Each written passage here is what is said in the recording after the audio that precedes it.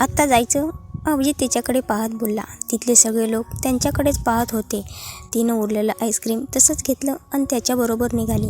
तुम्हाला कसं कळलं माझ्याकडे पैसे नाहीत ते? गाडीत बसताच अनन्या बोलली. तू तुझी पर्स आणली नाही? अभिजित हसत बोलला.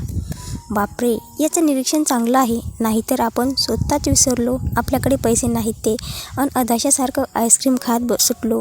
ती ओशाळून काचेतून बाहेर बघत बसली. जेव्हा ती नक्षत्र बंगल्यात आले तेव्हा 11 वाजलेले. तिला जाम कंटाळा आलेला. बेडरूममध्ये येताच ती बेडवर तशीच पडली.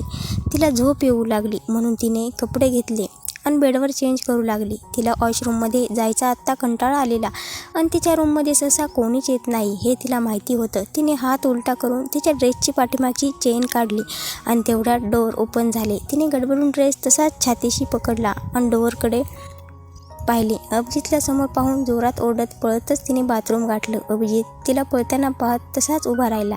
नंतर त्याचं लक्ष तिच्या बेडवर गेलं. ती कपडे विसरून गेलेली. तो थोडंसं हसला आणि बाथरूमच्या बाहेर उभा राहिला. तुला कपडे हवेत का? बाहेरूनच त्याने आवाज दिला. त्याचा आवाज ऐकून गडबडून ती नको बोलली. मला तुझ्याशी थोडं बोलायचं आहे. बाहेर येशील? आत्ता याला काय बोलायचं आहे? एवढा वेळ एकत्र होतो तेव्हा नाही बोलता आलं? वैतागून तिने तो ड्रेस परत घातला आणि बाहेर आली. तिने पाहिलं अभिजित तिच्या बेडवर आरामात बसलेला आणि त्याच्या हातात तिची बुक होती. त्याच्या चेहऱ्यावर किंचित राग आणि तिरस्कार दिसत होता. पटकन तिने ती वही त्याच्या हातातून काढून घेतली. त्याने तिच्याकडे पाहिलं. ती खाली बघत होती. तिच्या डोळ्यात लाज दिसत होती. उद्या माझा छोटा भाऊ येणार आहे. तो आत्ता आपल्याकडेच राहणार आहे. सो तुला माझ्या बेडरूममध्ये राहावं लागेल. मी मायाला सांगितलं आहे. ते आत्ता तुझं सगळं साहित्य वरच्या बेडरूममध्ये शिफ्ट करेल. अभिजित थंडपणे बोलला.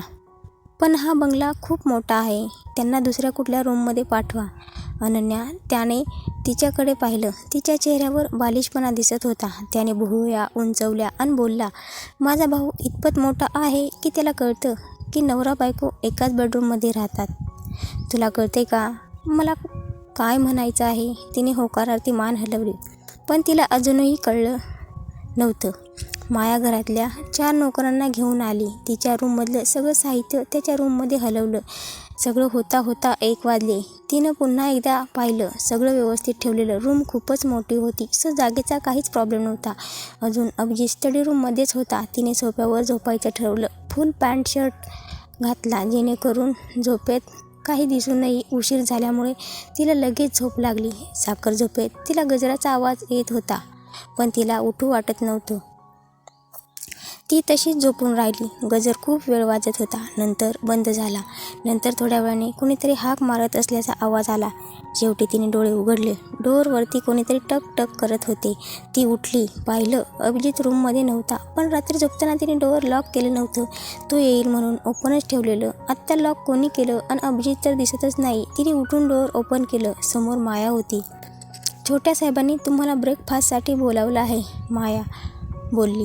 तिने मानेनेच ओके म्हणून सांगितलं आणि घड्याळात पाहिलं. बापरे, 8 वाजले होते. कॉलेज 9 वाजता सुरू होईल. जायलाच अर्धा तासापेक्षा जास्त वेळ लागतो. आत्ता करायचं काय? तिने पटकन आवरलं आणि बॅग घेऊन पळतच पायऱ्या उतरू लागली. तिने पाहिलं डायनिंग टेबलवर अभिजित व्यतिरिक्त आणखी एक मुलगा होता. साधारण 18 वर्षाचा आणि दिसायला थोडाफार अभिजित सारखाच होता. ती तिथे येताच त्या मुलाने तिच्याकडे हसून पाहिले.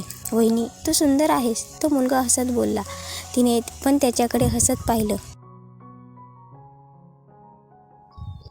अनन्या, हा पार्थ इनामदार या घराण्यातला सगळ्यात छोटा मास्टर. वहिनी, तू बस ना. मला तुझ्याशी खूप काही बोलायचं आहे. पार्थ चेअर तिच्याकडे सरकवत बोलला. सॉरी, पण मला कॉलेजसाठी उशीर होतोय. संध्याकाळी आपण बोलूया का? अनन्या दिलगिरी व्यक्त करत बोलली. ओके पार्थ तोंड बारीक करत बोलला. ती कशीबशी कॉलेजला पोहोचली. पण पहिलं पिरियड ऑलरेडी मिस झालेला. लंच ब्रेकमध्ये ती प्रिया नूडल्स खात बसलेले. आज कॅन्टीनमध्ये गर्दी फारच कमी दिसत होती. तेवढ्यात सिया त्या दोघींची कॉमन मैत्रीण धावत धावत त्यांच्याकडे आली. अगं थांब, काय झालंय तुला? अशी काय धावते तू? प्रिया बोलली. अरे बाबा, तुम्ही दोघी पण वेडे आहात.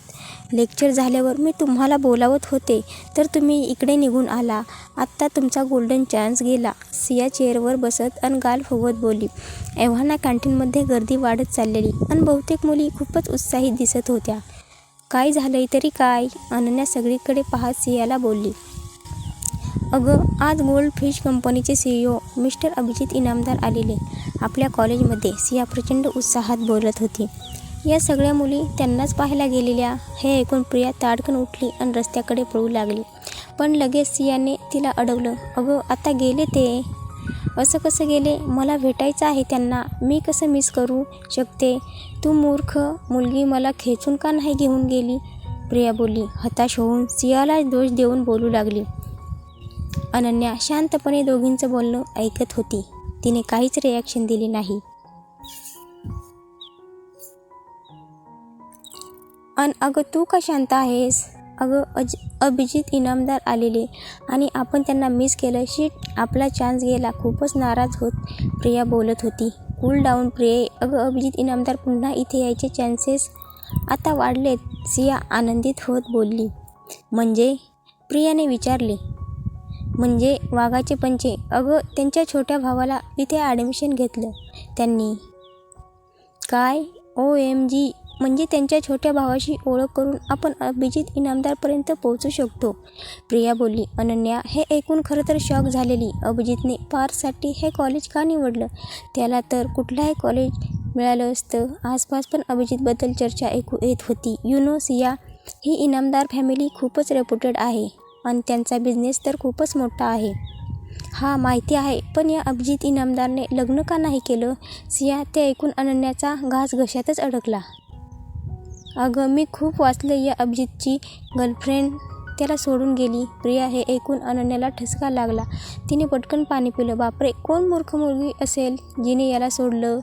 ही is so hot and handsome. तोंडाचा चंबू करत सिया बोलली.